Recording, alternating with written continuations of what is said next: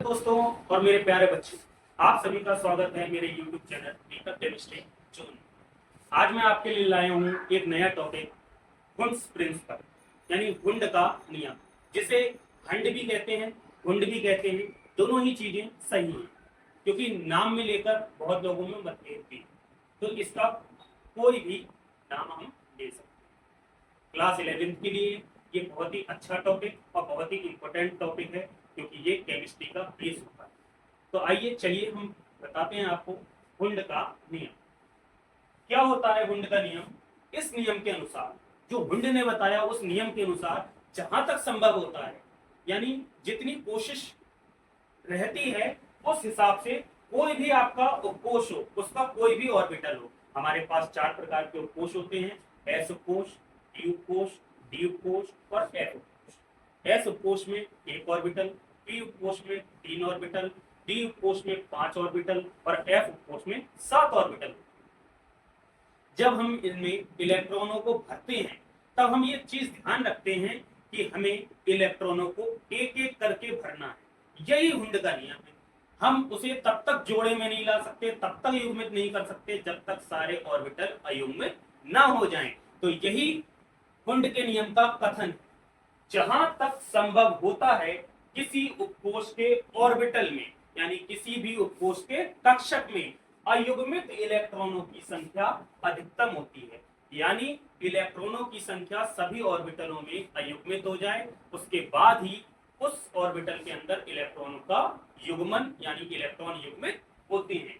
और इनकी एक खासियत होती है यानी एक विशेष बात होती है, इन इलेक्ट्रॉनों का चक्रण यानी उनका जो स्पिन है वो क्या होता है? समदिश होता है। यानी उनका चक्रण क्या होता है? अयुग्मित इलेक्ट्रॉनों का समदिश होता है, यानी सारे के सारे इलेक्ट्रॉनों की दिशा अयुग्मित इलेक्ट्रॉनों की एक ही होती है, यानी ऊपर की दिशा होती है। आइए तो मैं आपको पी उपकोष में इलेक्ट्रॉनों की संख्या और पी उपकोष में इलेक्ट्रॉनों के वितरण द्वारा हुंड का नियम सिखाता हूं। अगर पी उपकोष में अधिकतम इलेक्ट्रॉनों की संख्या होती है 6, अगर आपको पी उपकोष में 1 इलेक्ट्रॉन भरना है तो आप इस प्रकार से भरें,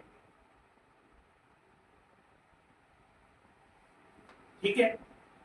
अगर आपको 2 इलेक्ट्रॉन भरना है तो आप इस प्रकार से भरेंगे। लेकिन अगर आपने ये ऐसे ना करके ऐसे कर दिया यानी इसको युग्मित कर दिया तो ये तरीका गलत हो जाएगा, क्योंकि हुंड का नियम यही है कि जहां तक संभव होता है किसी उपकोष के ऑर्बिटल में अयुग्मित इलेक्ट्रॉनों की संख्या अधिकतम होती है। तो ये गलत हो जाएगा। पहले हमें ये इलेक्ट्रॉन दूसरे ऑर्बिटल में ले जाना पड़ेगा और जब हमें तीसरा इलेक्ट्रॉन भरना होगा तो हम इसे इस प्रकार भरेंगे, ठीक है दोस्तों।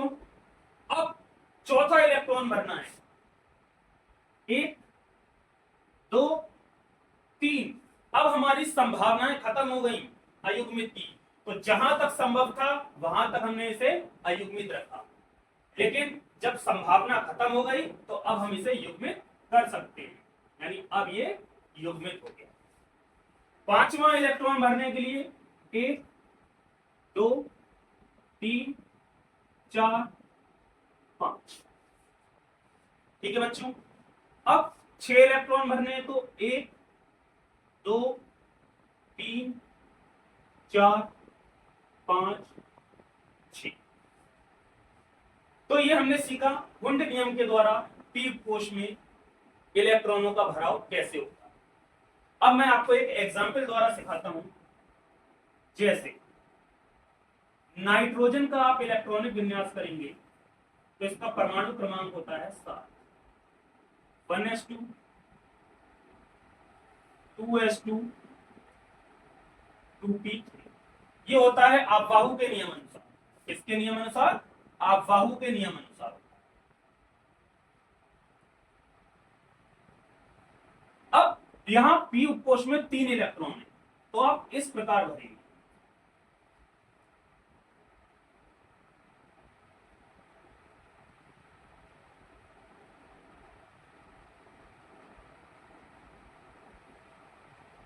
ये तरीका बिल्कुल ठीक है।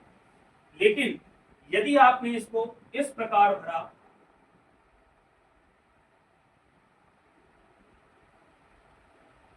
ये गलत हो जाए, तब ये कुंड के नियम का पालन नहीं होगा और यहाँ ये नियम गलत हो जाएगा।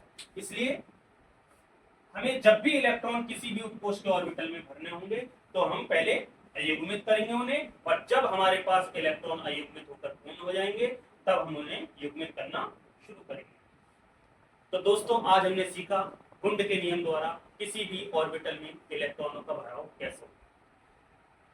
इसी तरीके की कई नई वीडियो के साथ मैं फिर से आऊंगा। तब तक के लिए मेरे चैनल को देखते रहें, सब्सक्राइब करें, लाइक करें, कमेंट करें। आप सभी का धन्यवाद करता हूं मैं।